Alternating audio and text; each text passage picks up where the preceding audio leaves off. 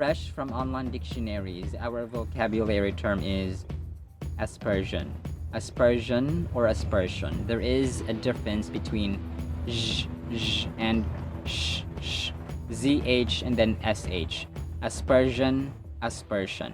Pag sinabing aspersion or aspersion mga sombreros, meron tayong dalawang possible definitions. Una, ito po yung paninira or pagsasabi mo ng masama na hindi naman totoo sa kapwa mo tao na para lamang siraan mo or siraan mo ang kanyang reputasyon. Hindi maganda. Ang pangalawa naman po na definition, ito po yung pagwiwisik or pagsisprinkle ng tubig dun sa batang binibinyagan sa simbahan. Ang mga synonyms po or possible synonyms po dun sa definition number 1 po natin ay defamation, criticism, vituperation, slander, etc. At pag ginamit naman sa sentence ay yung definition number 1 lamang po natin. Give it up, Mr. D. Due to cast aspersions, his wife sued him to court, charging libel. Aspersion or aspersion. Konting kaalaman mga sombreros, nabanggit ni Mr. D ang libel. Ang Hollywood celebrities na sina Amber Heard at Johnny Depp ay nagkasuhan ng libel. Si Amber Heard po ay isinilang sa Texas. Speaking of Texas, alam niyo ba na ang pangalang Texas ay nagmula sa Caddo Indian na ang ibig sabihin ay friends. At ang Texas din po ang pangalawa sa pinakamalaking state when it comes to land area sa buong Amerika. Pangalawa sa Alaska na pinakamalaki sa lahat. Fresh from online dictionaries, our vocabulary term is capitulate. Capitulate. Pag sinabi natin capitulate, verb po ito mga sombreros ay sumuko na. Huwag nang lumaban pa. Huwag nang kumapit. Parang may hugot. Huwag nang kumapit pa, no? Capitulate. Ang mga possible synonyms po nito ay surrender, concede, acquiesce, yield, etc. At pag ginamit naman sa sentence ay give it up, Mr. D. The country still refuses to capitulate despite its weakening army. Capitulate. Konting kaalaman mga sombreros, nabanggit ni Mr. D ang army. Ang bansang Vietnam ang may pinakamaraming bilang ng army kasama po ang reserva, so active duty military plus reserve personnel. Sila po ay may bilang na 5,482,000 lahat. Okay, kasama yung reserve. Pero ang China naman ang may pinakamaraming active duty military personnel, hindi kasama yung reserve, no? Sila po ay may bilang na 2,185,000. That's according sa World Population Rate. Vocabulary on the list, we have exasperated. Exasperated. Ang exasperated mga sombreros ay adjective, pero po pwede rin po itong past tense at past participle form ng verb na exasperate. Ayaw po natin to kasi ito po yung paglalarawan sa isang taong sobrang annoyed, sobrang irritable, sobrang irritated, at may kasamang galit. No? Ayaw po natin ng mga moment na exasperated po tayo. Ang mga possible synonyms po nito ay infuriated, annoyed, upset, disturbed, etc. At pag ginamit naman sa sentence ay anong meron kay Toto na naman dyan, Mr. Dictionary, sa sentence? Toto is exasperated every time Babylin talks about cockroaches. Exasperated. Konting kaalaman mga sombreros, nabanggit ni Mr. Dictionary ang cockroach or ipis. Kung merong karera ng mga kabayo, huwag ka. Sa Queensland, Australia, ay merong tinatawag na cockroach racing. Ito po ay paligsahan ng mga ipis, no mga sombreros, at ginaganap tuwing January 26 bilang bahagi ng Australia Day at ginaganap sa Storybridge Hotel sa Brisbane, Queensland, bansang Australia. Pero sugal po siya, kaya we don't promote it. Kung tayo exasperated mga sombreros, naiinis, no? Sobrang hindi na tayo makapagtimpi at saka galit na tayo na parang naiirita na ewan, hindi natin malaman. Ito yung gawin natin. Efeso 4:2, kayo'y maging magpakumbaba, mahinahon at matyaga. Magparaya kayo dahil sa inyong pagmamahal sa isa't isa. So yun yung gagawin natin kapag galit na tayo, naiinis na. Kalma, no? Maging mahinahon, maging relax, breathe in, breathe out, no? Yun lang po yung gagawin natin. So, para malabanan natin yung pagiging exasperated. So, let's read, love, and obey what's in the Bible. Oh, kami na dito, pre. Kami na dito. Territoryo ko na to. Kami na to. Double kill. Nalaban ka. Sabi kasi huwag kang makialam dito. Weapons. Maginang. Sige. You have slain an enemy. Dito. Oh, teritoryo ko na to. 2,000 years later. Ayan. Masaway Double ka. kill. Masaway ka. Ayan. Ayan. Hindi ka nigigil. Tulog naman si mama kasi. kasi umaga. Ayan, namatay Alas 6 tuloy na ng ako. gabi. 12 oras na kayo dyan. You ha? have Hindi slain kayo an sa mga enemy. ML nyo na yan, Oo ha? na, mamaya Yung na. papala nyo Mga dyan. balak po. Yung pinabili ko yung magic sarap. Ito na nga, Dyan lang oh, sa nabili liig. ko na kanina nga. Ano? Diba? Yung liig mo yung lulutuin natin, ha? Mamaya na, uwi na ako, mamaya na. Kami Double pre, kill. punta kami dito. Ayan, Tatay naman. pidring mo Ayan. mamaya, ha? Oo. Talaga naman dating nun, ha? Sakto nga itong magic oras. Si mama naman mamaya dyan sa mga pagmumukha nyo ng mga naman ni kaibigan nyo mama na yan. eh. Tapos, Ayan. ML ang ML.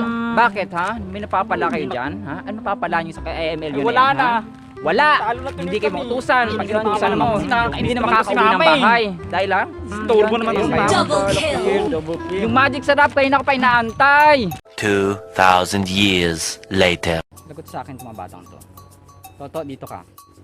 Tinong, dito ka sa likod. Copy, Wala boss. tumasa sa akin yung isa, boss. Bahala dito sa isa. Bahala dyan. Mga tanod! Tanod! Tanod! Oo, Sige! Saan ka pupunta, boy? boy. Alas 4 na ng madaling araw. Kailangan mo. Ano? Ha? Sige! Wait, ano yan, boy? Yan, saan ka? Sige, makakalayo sa akin. Huli kita. Pwede kayo magtago, pero hindi kayo makakawala. Kayo, ha? Kayo mo ko dyan, ha? Kayo mo. O ano? Saan niyo pupunta? Ha? Saan ka pupunta, boy? ML pa more, ha? Wala pa kayong mask? Ha? Wala pa kayong mask? ML pa, ha? O ano? Uy, dead end na yan, boy. Saan kayo pupunta? ML pa more, ha? Ha? 10 oras ng gabi. Ay, naku, friend. Asan, friend? Ayaw nga, no? Ba't parang kulang yung BTS dito sa concert nila? Ang gagaling nila sa mga. Oh, parang wala si Alfred dito. Ano ka ba? Wala namang Alfred dito. Kala ko dito si Alfred. Hoy, Babylin! Anong oras na? Oo nga, no. Pag alis ko kanina, madaling araw, alas 4 pa lang. Ha? Ang galing. Nakatunga nga na kayo dyan sa cellphone nyo kakapanood ng BTS Oh, nyo ma, na yan. saglit lang. Mga K-pop drama Last na nyo to, na yan. promise. Pag uwi ko, anong oras na? Ha? Alas 12 na ng tanghali. Nakababad pa rin ikaw dyan sa cellphone mo sa Parang BTS mo na yan, ha? Na kahit mga members, hindi mo naman kilala? Ha? Yung mga labahan mo doon, ha? Hindi pa nasasampay, kahapon pa yun. Ha? Amoy kulob na yun, ha? Baka amoy daga na ngayon at amoy ipis eh. Ha? Mas inuuna nyo pa yung Oh, ma, saglit lang. Last to, K-pop promise. BTS nyo na yan, ha? Wala naman kayo napapala dyan. Masaya lang kayo, pero mga labahan nyo doon, ha? Tsaka mga gawaing bahay dito, ang tatamad nyo. Pag inuutusan kayo, ha? Magre-reklamo kayo mamaya na, pero pag mga BTS, tsaka mga K-pop drama nyo na yan, ha? Kahit buong maghapon kayo nakababad dyan sa TV at saka sa cellphone nyo na yan, kakapanood ng mga BTS nyo na yan, ha? Bakit, ha? Binibigyan ba kayo ng pantustos nyan dito sa bahay? Ano napapala nyo dyan, ha? Ha? Masaya lang kayo panandalian, hoy. Ha? Ano? Ako, matagal na ako nagtitimpi sa'yo, ha? Kayo na pa yung promise, mamaya mo na yan, ha? Pag ako nakapagluto dito, tapos Oo nga. hindi pa kayo nakatapos dyan, hindi pa kayo umaalis dyan, naku, lagot kayo sa amin, ha? Ito talagang isasalang ko dito sa kaldero. Trivia time mga sombreros, ang Mobile Legends or Mobile Legends Bang Bang ay nirelease ng Monton Company noong taong 2016 sa Shanghai, China. At alam mo din ba na ang brand ambassador nito sa Pilipinas ay si Senator Manny Pacquiao noong taong 2020. At para bigyang pugay ang kanilang partnership ay lumikha sila o nag-launch sila ng hero character na pinangalanan nilang Paquito in relation sa kanilang last name na Pacquiao. Mobile Legend addicts, no? Hindi lamang po dito, maaring addict sa Netflix, addict sa K-pop, totoong eats, sa iba pang mga bagay, no? Kahit anong mga bagay na hindi nagdudulot sa atin ng kabutihan. Okay? Hindi lamang sa ating sarili, kundi sa mga tao sa paligid natin. Hindi siya nagiging productive or katuwa-tuwa sa mga tao sa paligid natin. Basahin po natin 1 Corinthians chapter 6 verse 12. May magsasabi, malaya kong gawin ang kahit ano. Malaya daw natin gawin. Ngunit, ang sagot ko naman ay hindi lahat ng bagay ay nakakabuti. Tumpak. Maaari ko ring sabihin, maaari kong gawin ang kahit ano. Ngunit, hindi ako magpapalipin sa anumang bagay. Very exact na mga words na hinahanap natin mga sombreros. Maaring pag-usapan natin una oras, no? Ang oras, kung ano yung nilalaan mo sa oras. Ang isang tao pag nagtatrabaho sa kumpanya, 8 oras magtatrabaho for example, at 1 hour break, ay babayaran nyo ng kumpanya. Ang tanong, binabayaran ka ba? Okay, ng mga bagay na ginagawa mo. Hindi lamang sa mga yung dalawang scenario kanina, no? In general po, marami kasing habits ang tao, no? Na hindi naman kapaki-pakinabang, or pag sinasabi natin kapaki-pakinabang, hindi siya productive, no? Natutuwa ka, nagiging masaya ka, oo, pero pag nilaan mo yung lahat ng oras mo buong araw dyan, yun yung sinasabi nating addiction, no? Oras, no? Mahalaga ang oras, mga sombreros. Pag nasa kamay natin yung mga oras kasi natin, ay malaya tayong gawin. Sabi dito, malaya nating gawin ang anumang bagay, pero hindi lahat ng bagay ay nakakabuti. Isang oras pwede, no? Pero pag nilaan mo yung buong maghapon, buong magdamag mo dyan, yun na talaga yung sinasabi nating papatay sa sarili mong katawan at sa sarili mong panahon. Alright?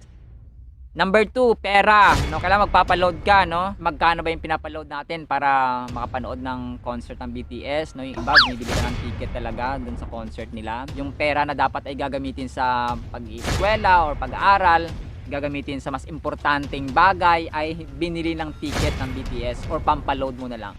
Dahil nga, addict ka sa isang bagay. Kakababad mo sa social media. You know, anything that will control your time, that will control your mind, and that will control your effort, and higit sa lahat mga sombreros yung emotion, no? Pinakalasting emotion.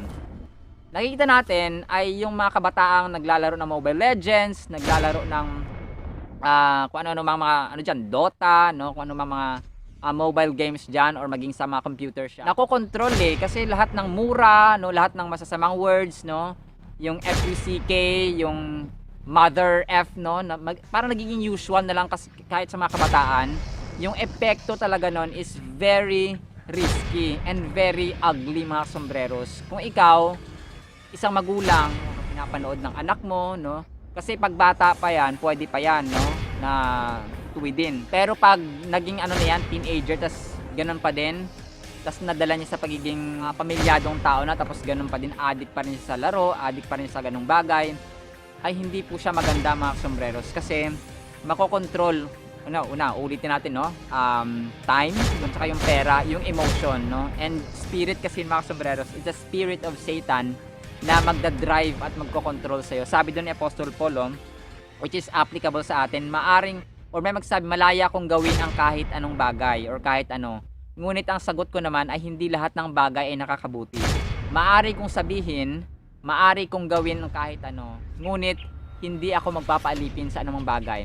Ang isang trabahante, pag nagtrabaho siya ng 8 oras or nagtrabaho sa isang kumpanya, alipin siya.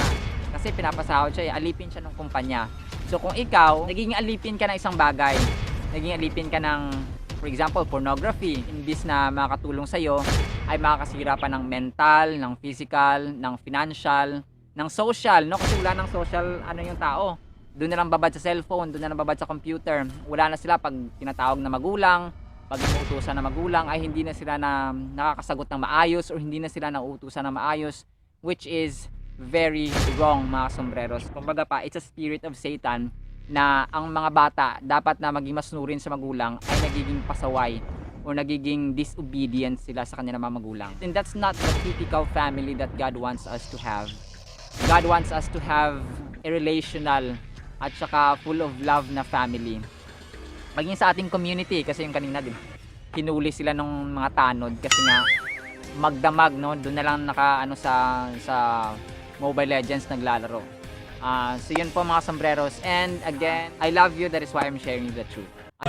Buko juice galing sa coconut or niyog. May scientific name na Cocos nocifera, tinatawag na the tree of life. Muli po, ito po si Sombrero Dennis, aka Kuya Kim 2.0, at nagsasabing ang buhay ay mas lalo nagiging masaya, mas lalo nagiging puno ng faith, hope, and love pag si Lord Jesus Christ ang ating Panginoon, tagapagligtas at pag-asa. Muli po, maraming salamat, mga sombreros, at see you sa next segment. Bye-bye!